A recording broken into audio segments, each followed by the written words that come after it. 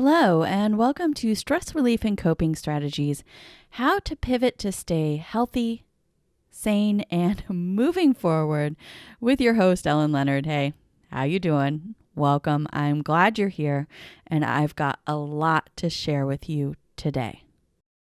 I'm going to show you how to go from overwhelmed, exhausted, and stressed to more focused, more in control, and more productive. And by the end of our time together, you're going to learn some valuable stress relief tools, how to pivot what you're already doing to better serve you during this time, and how to shift your mindset to help you manage stress more effectively during this challenging time. So go ahead and turn off all distractions so that you can focus on taking this time just for you. So you are in the right place if you are feeling stressed, overwhelmed, or exhausted. I've got you. My name's Leonard. I am a stress management consultant and coach. I've got a bunch of experience you can look up on LinkedIn. There'll also be a link at the end of the talk to help you. But basically, I'm a huge nerd who took everything she knows about science and her passion for helping people and has helped thousands of people learn how to manage their stress more effectively, to figure out what works for them, and to find a way through even when times are challenging, even when things really, really suck. I'd like for you to take a moment and imagine what it would feel like if you felt just a little bit more in control. If you felt just a little bit less stressed. What difference would that make in your life, for your family and your friends, for yourself? What difference would that make for your team, for your customers, for your clients, for your business?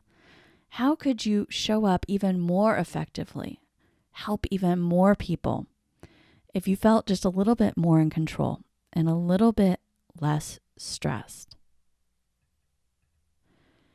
You have more control over the stress in your life than you think.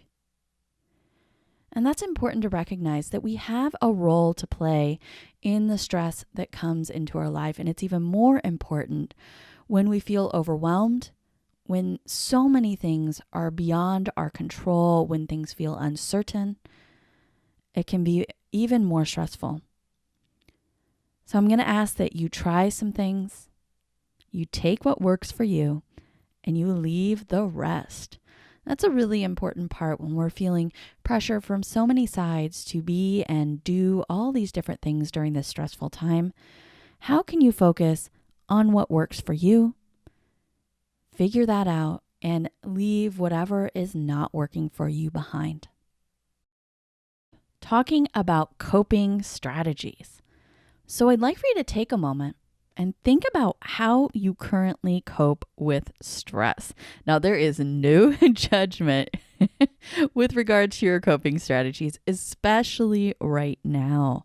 And coping strategies vary from person to person, and that's important to remember, that some people are going to just go for the Netflix and chill while eating potato chips.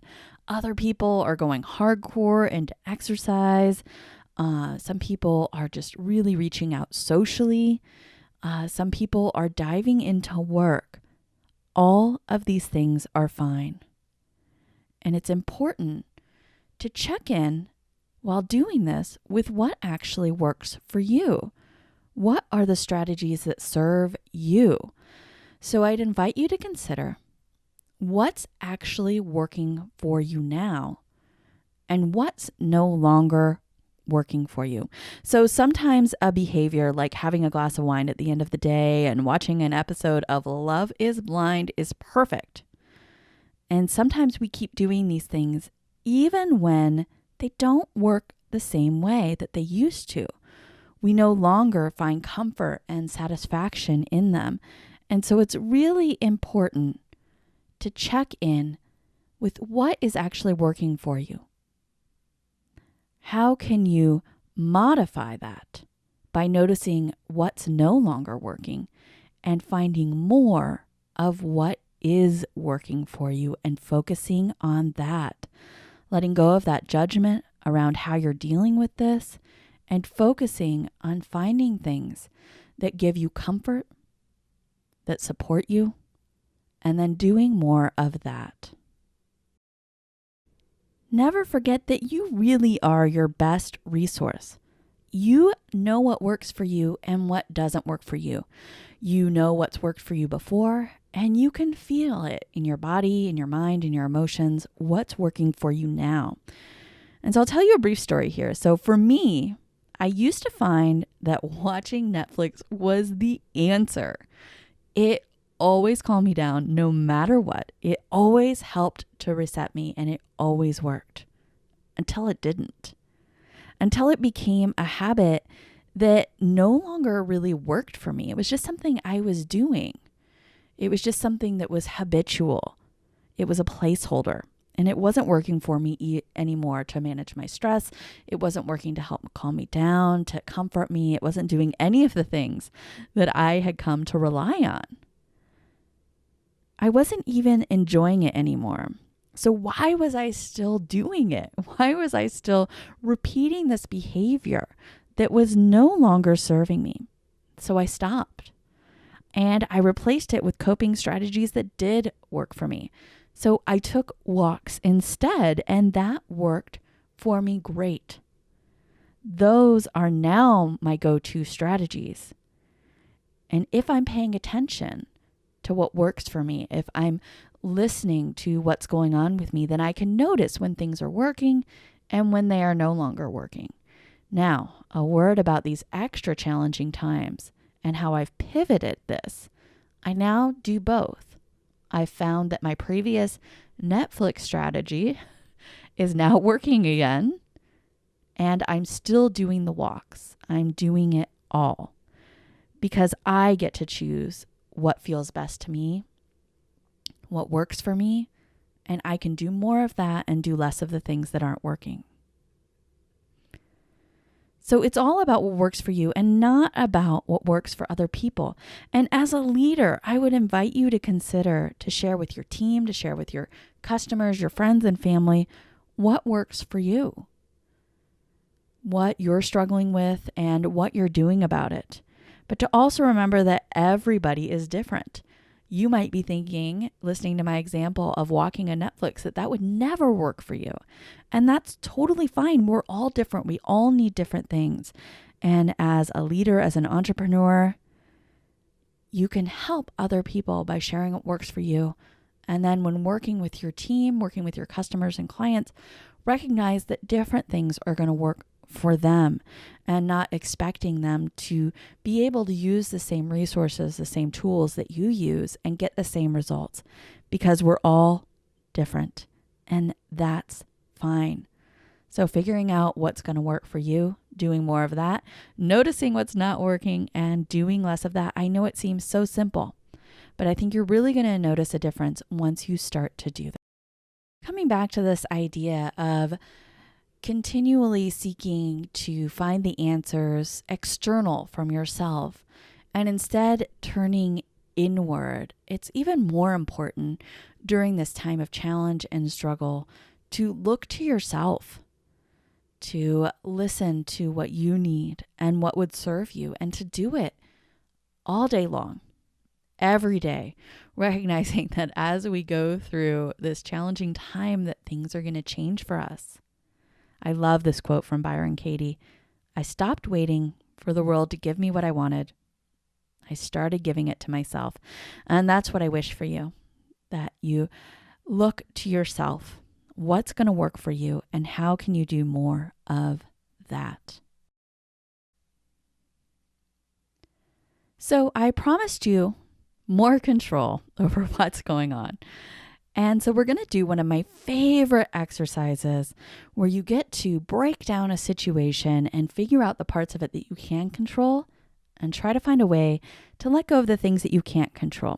And what's interesting about control is when you believe that you have more control over something, even in small ways, it helps to reduce your stress. And so right now, I know it can feel like everything is out of your control. So many things are uncertain and unknown. But if you can find your way to shifting your mindset about what's going on, you can actually start to feel a little bit more in control. And this is one of my favorite stress management tools. It's simple, it's fast, it can be used broadly to help frame your entire life, or it can be used for specific situations. So let's dive in. So I'd like for you to pick a specific situation. It can be what's going on right now, this broad situation of what's going on in the world, the worldwide pandemic, or you can pick something more small, more narrow, like your kids not listening to you, or finding it challenging to make meals every day, or finding it challenging to be isolated. You can pick something that works for you.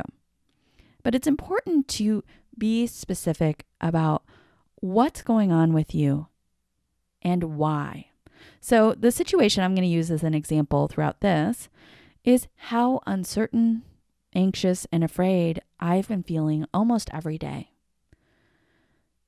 So that uncertainty has been stressing me out. And it seems insurmountable until I take a moment and start to break it down. So I've picked my situation, and it's very broad. Again, you can pick whatever works for you. There's going to be a worksheet available at the end of this that can help walk you through this. But let's go to step 2. I'd like for you, with your specific situation, to make a list of things that you can control about that situation and things you cannot control.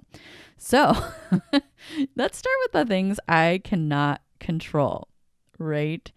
There are so many things going on right now that are beyond my control. So for example, in a worldwide pandemic, I can't control anything with that. I can't control other people's actions.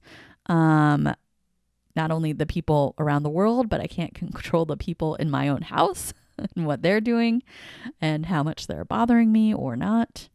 I can't control what my government's doing. I can't control the weather. There's a lot of things that are beyond my control right now. And I'm sure you can think of others. But the list of things that I can control every day, even when I'm expected to stay in my home, might include simple things like what I'm doing during the day, what time I'm getting up, if I'm taking a nap, what I'm going to cook. If I'm not able to see friends or go out, I can choose to call them or hang out with them on Zoom or Google Hangouts. If I'm not able to go to my favorite cycling class, I can find an online exercise class or go for a walk or ride my bike. If I'm completely overwhelmed, I also find that organizing my sock drawer is always a great way to exert control. It's totally manageable and it's very satisfying to see at the end. So you too can take whatever situation you're thinking of and break it down into these 2 categories, things you can control and things you can't control. Step 3, this is a tough one. Even if it's just for a second, see if you can let go of that list of things you can't control. See if maybe you can sigh it out, let your shoulders soften, recognizing that if you really believe you have no control over it, how can you let go? Relax about it, even just a little bit, even just for a moment, give yourself that gift. Step 4, look at that list of things that you can control and take back that control. Pick something that you can do and do it. So today I could organize my sock drawer. I still swear that's one of my favorites. It's so simple and easy. It sounds ridiculous. I invite you to give it a try. But I can also cook a great meal. I could go for a walk. I can call a friend. There are things that I can do to take action. And every time you take action, you are taking back control. You will feel more in control. And that will help to reduce your stress. It will build. The more action you take, even just these small little things, they count. They matter. And I know that you can do it. It's not the problem that causes suffering. It's our thinking about the problem. So how are you going to reframe your mindset and pivot your thoughts about what you can control and what you can't? How are you going to shift how you're thinking about that to better serve you to give you more freedom, to give you more energy, to give you a sense of control, to help you manage your stress. Into one of my favorite topics, that self-care is not selfish. I am going to argue straight up that it is essential, especially right now. It's almost never been more important than it is right now. And I think that self-care gets such a bad rap. People think of it as just having a bubble bath and a glass of wine, and it's so much more.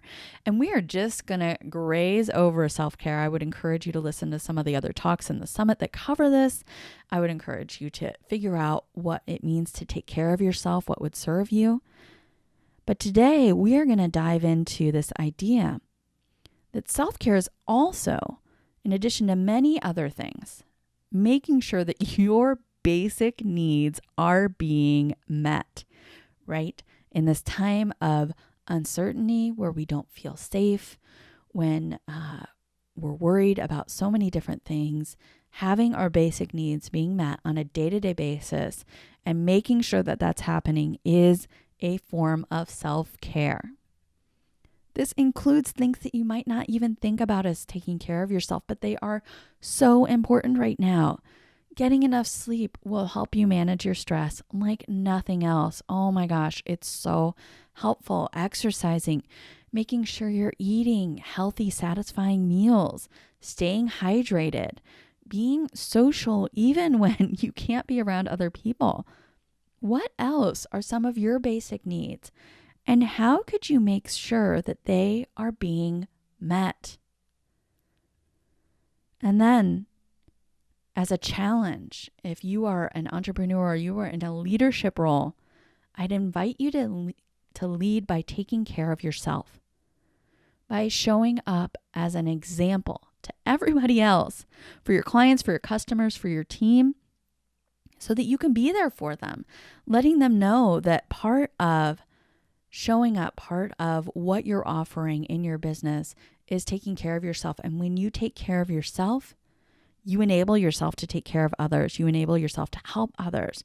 So showing up for your family and friends, letting them know that, yeah, you're a priority, that you are prioritizing sleep, you're making sure to eat right, you're exercising, you're staying hydrated, and whatever else might be on your list.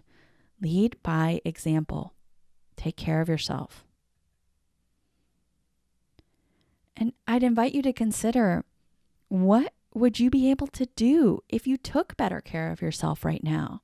If you took that extra hour of sleep, if you turned off your computer a little bit early and read a book before bed that would help you get more quality sleep, if you didn't take that noon client meeting and instead ate a healthy lunch, who would you be able to better support, to help?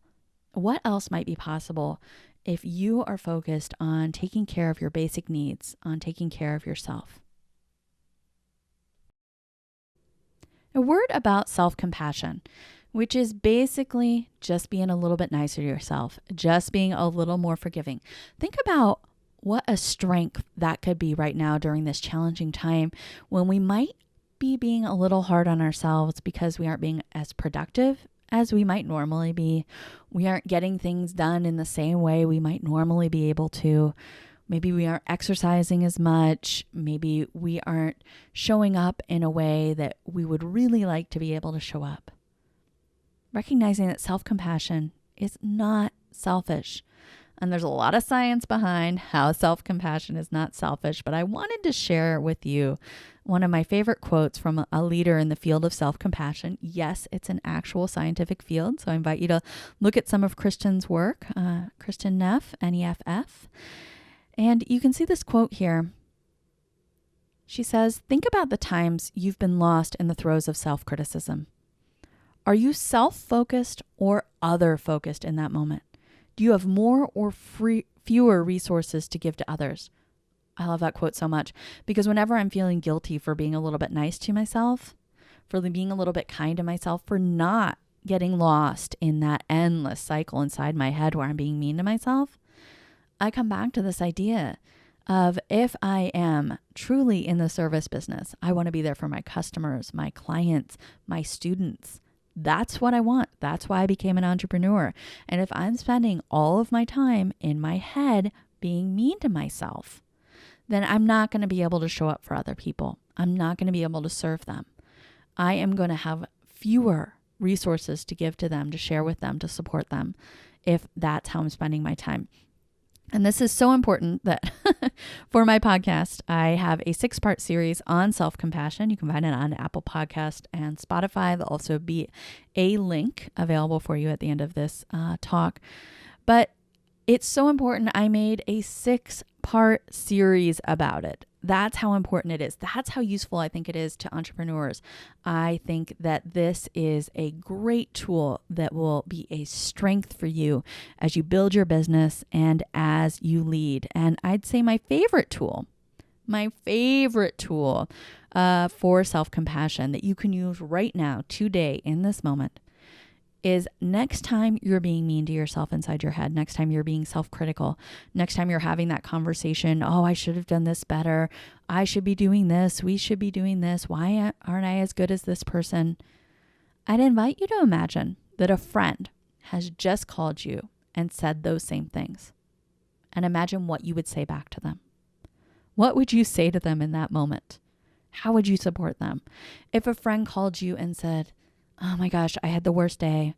I couldn't figure out how to get going today. I only got like 2 hours of work done. I didn't get done everything I was supposed to do. I just feel like such a failure. You might say to that friend, oh, that's okay. This is a really hard time. What do you need? How can I help you? That's how you would talk to a friend. So I'd invite you to consider having the same compassion for yourself that you would have for a friend. We wrap everything up for today. I wanted to be sure to share with you my podcast, The Healthy, Happy, and Mostly Sane Entrepreneur, that I created to help share actionable tips to help you stay healthy, happy, and mostly sane. Because I don't think that entrepreneurs have to sacrifice their health and sanity to be successful. And what do I mean by mostly sane? I mean that most entrepreneurs, people who are daring enough, who are passionate enough, who are brave enough to go out and do what they love for a living, right? I think we're all kind of a little bit crazy and trying to just hold on to that sanity in the midst of the chaos of that. So I hope you check out my podcast. You can find it on Apple Podcast and Spotify. There'll also be a link here in a moment. I also wanted to offer you some free additional resources, including a Steps for More Control worksheet going through what we did today in the talk. Also, secrets to coping strategies that work for you. So how do you figure out what works for you? Just like we did in the talk today. And an extra bonus that we didn't get to is how to manage that information overload, which is even more important, right? As entrepreneurs, as business owners, as leaders, it's more important than ever that we're managing our energy, these limited resources, our time, our mental and physical energy, even more. And so how do you start prioritizing information? And you can find all of that at ellen-leonard.com/summit bonus. That's ELLEN-LEONARD.com/summit bonus. And in conclusion, I wanted to remind you that you can choose coping strategies that work for you right now.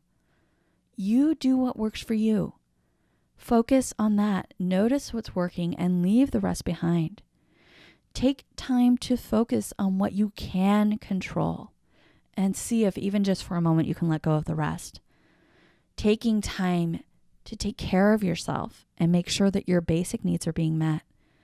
And also being compassionate to yourself. Remembering, how would you treat a friend? Much for taking the time to watch and listen and hopefully learn. My sincere hope is that you found this talk to be useful, supportive, full of things that give you more control, that allow you to take more action in managing your stress. If you have any questions or need anything, I hope you'll reach out. And I wish you a healthy, happy, and mostly sane week. Thanks so much.